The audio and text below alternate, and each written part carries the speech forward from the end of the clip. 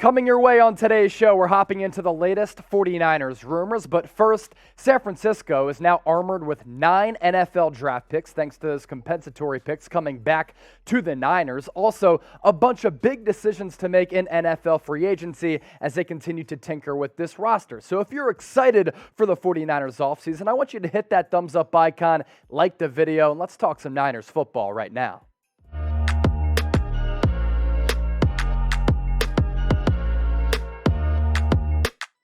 Happy Monday. You're watching the 49ers Report by Chat Sports. I'm your host, Chase Senior. We have a loaded show coming your way, but first, shout out to the Fetch Rewards app for making today's show possible. Just like Deebo Samuel is a game changer as he was used by Kyle Shanahan as a wide back, the Fetch Rewards app, an absolute game changer for you. You can download it for free right now by using that link down below, chatsports.com/fetch. And when you enter the promo code 49ers, you get 3,000 bonus points. Scan your receipts, get points back for those receipts. That then leads to you getting free gift cards. I'll tell you more about the Fetch Rewards app coming up here in just a few moments.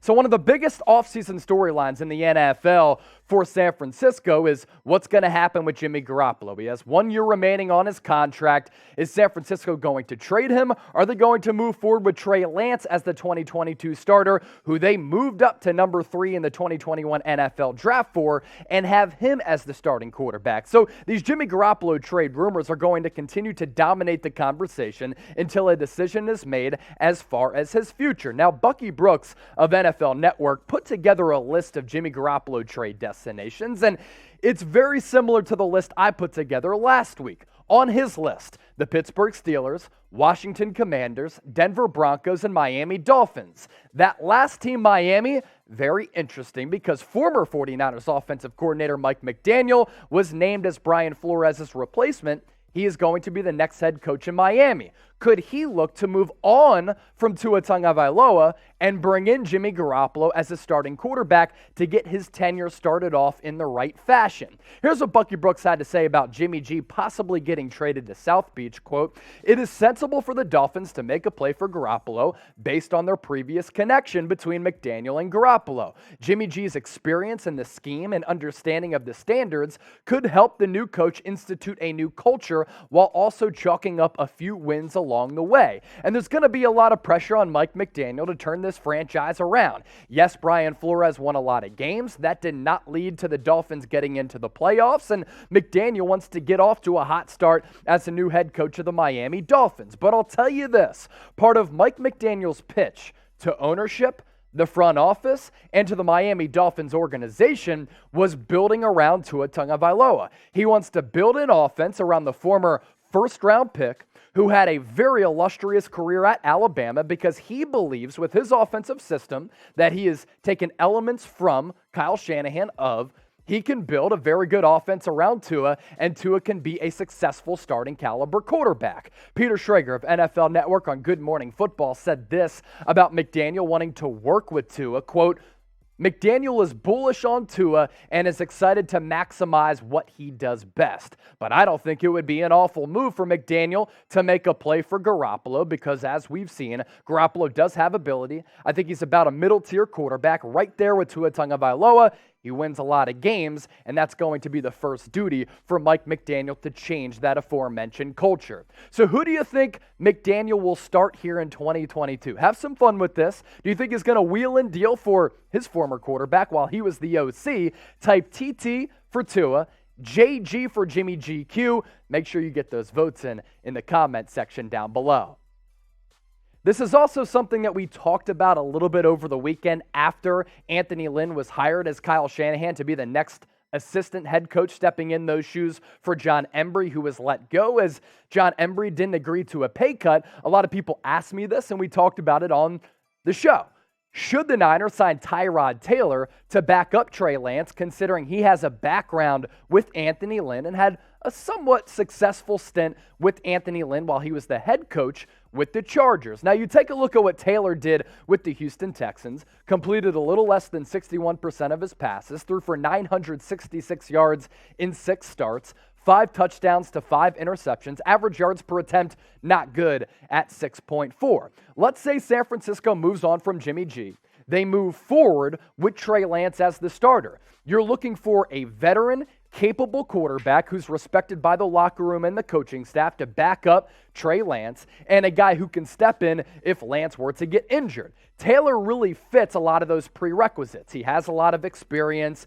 He is a longtime veteran. He's seen and been through a lot throughout his NFL career and has a lot of starting experience. And you kind of stack him up with previous Niners backup quarterbacks in Nick Mullins and C.J. Beathard. Who would you rather have to back up Trey Lance? You'd probably go with Tyrod Taylor, who, unlike those two quarterbacks, has a little bit of mobility, and you wouldn't have to tinker and change the entire offense going from Lance to Tyrod Taylor. And Taylor would be a pretty good veteran to help tutor and teach Trey Lance along the way.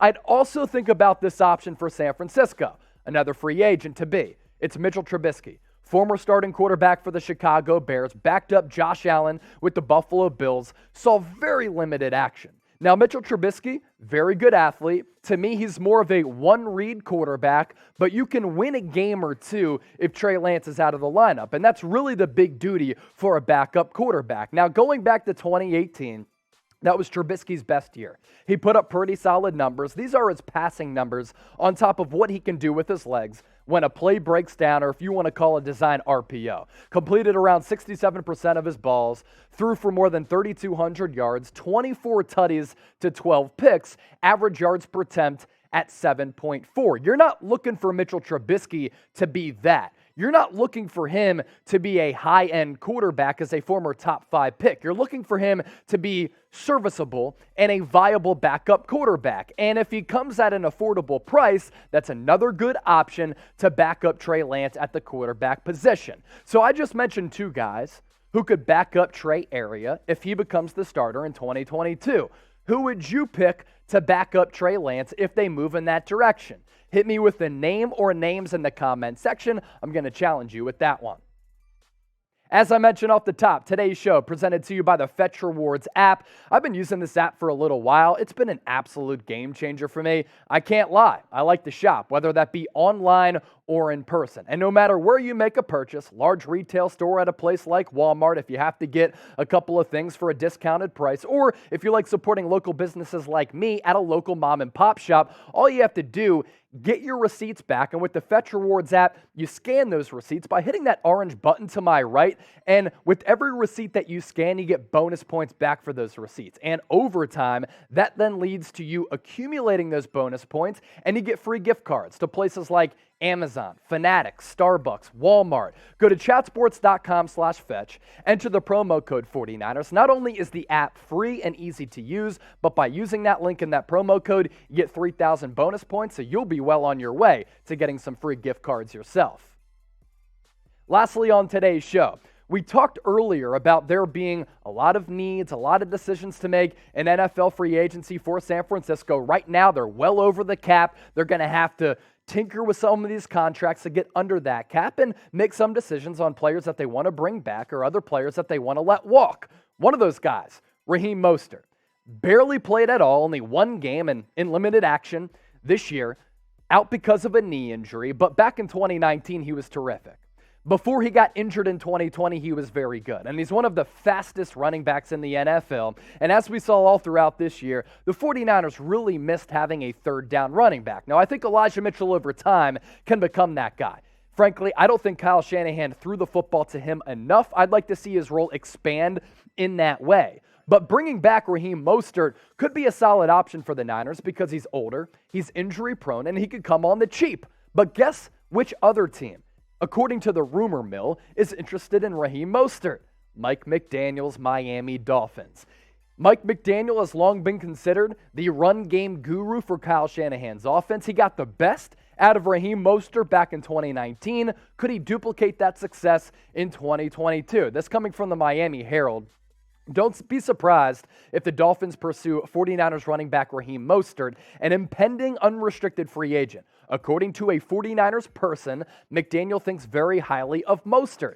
Easy to see why. You go back to that Super Bowl year, he was the Niners' best running back, no doubt. And he's really had a very interesting path. guy who really had to carve his way in his NFL career. 137 carries, 772 yards, 8 touchdowns that year, including 4 in the NFC Championship game against the Green Bay Packers. And every time he touched the football and got the ball put in his belly, 5.6 average yards per carry.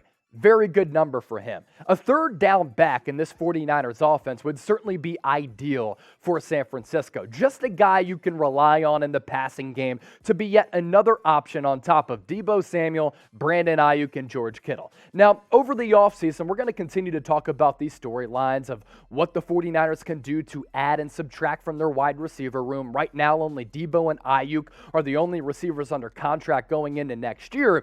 But you want options. You want optionality in the pass game. And especially if you have that safety blanket coming out of the backfield on a screen pass, a designed wheel route, him just running a 5-yard out, that gives the 49ers a different dimension in the pass game that they didn't have last year because they didn't utilize their running backs as pass catchers a lot. Anytime you're having to throw to JaMycal Hasty on a season-saving drive like the Niners had to do against the Rams, that then led to Jimmy Garoppolo's back-breaking interception in the NFC Championship game, it's not ideal. But having a guy like Raheem Mostert would be ideal. There are some problems with bringing him back, though. He's 29 years old. He's somewhat injury-prone. And I think the Niners are moving in a youthful direction at the running back spot because all of the guys that they're really moving forward with are somewhat younger. Elijah Mitchell, JaMycal Hasty, Jeff Wilson. Hasty set to be kind of a guarded free agent. You have Trey Sermon as well, and then Raheem Mostert on the depth chart as well as one of those unrestricted free agents. So he's free to hit the market and sign with another team, but I thought last year's NFL draft was pretty telling. Going into Mostert's last year, they drafted Mitchell late in the 6th round. They drafted Trey Sermon in the 3rd round, and that kind of tells me, okay, you're looking to go with younger options in the backfield.